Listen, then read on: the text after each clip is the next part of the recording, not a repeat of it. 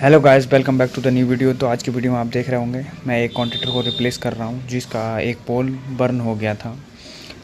तो कभी ना कभी आप इलेक्ट्रिकल बैकग्राउंड से अगर हैं तो आपने कभी ना कभी ऐसा ही प्रॉब्लम फेस की होगी जहाँ पर कॉन्ट्रैक्टर को आपको रिप्लेस करना पड़ा होगा।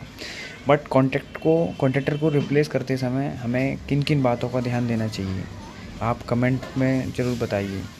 एज अ इंटरव्यू आपसे क्वेश्चन में पूछा जा सकता है कि कॉन्ट्रैक्टर को रिप्लेस करते समय आपको किन किन बातों का ध्यान रखना है। तो सबसे पहली बात कि कॉन्ट्रैक्टर की जो रेटिंग है वो आइडेंटिकल होनी चाहिए और एज़ पर लोड। बहुत बार होता है कि एज़ पर लोड कॉन्ट्रैक्टर पहले से ही नहीं लगाया गया हो, तो आप ये भी कैलकुलेट कीजिए कि हमारी मशीन की जो पार्टिकुलर करंट रेटिंग है या फुल लोड करंट रेटिंग है वो कितनी है, तो उसके अकॉर्डिंग आप कॉन्ट्रैक्टर को लगाएं।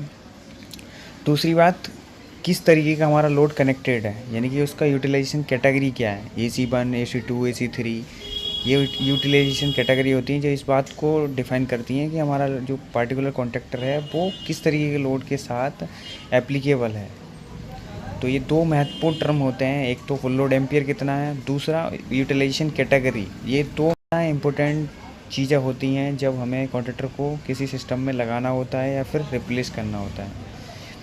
अब ये जो कॉन्ट्रैक्टर मैं लगा रहा था ये पार्टिकुलरली AC3 कैटेगरी का कॉन्ट्रैक्टर था, लेकिन ये डीफ्रॉस्ट हीटर में लगा हुआ है, यानी हीटिंग लोड के लिए।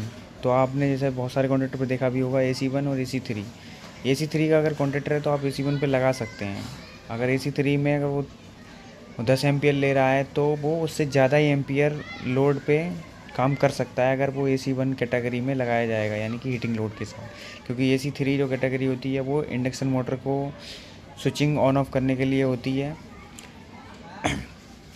लेकिन जो AC1 कैटेगरी होती है वो होती है केवल रेजिस्टिव लोड के लिए या लाइट इंडक्टिव लोड के लिए। तो AC3 कैटेगरी का कॉन्ट्रैक्टर AC1 में यूज़ किया जा सकता है। तो आपको यह वीडियो कैसा लगा, और वीडियो अच्छा लगा हो तो अपने दोस्तों के साथ शेयर ज़रूर करें।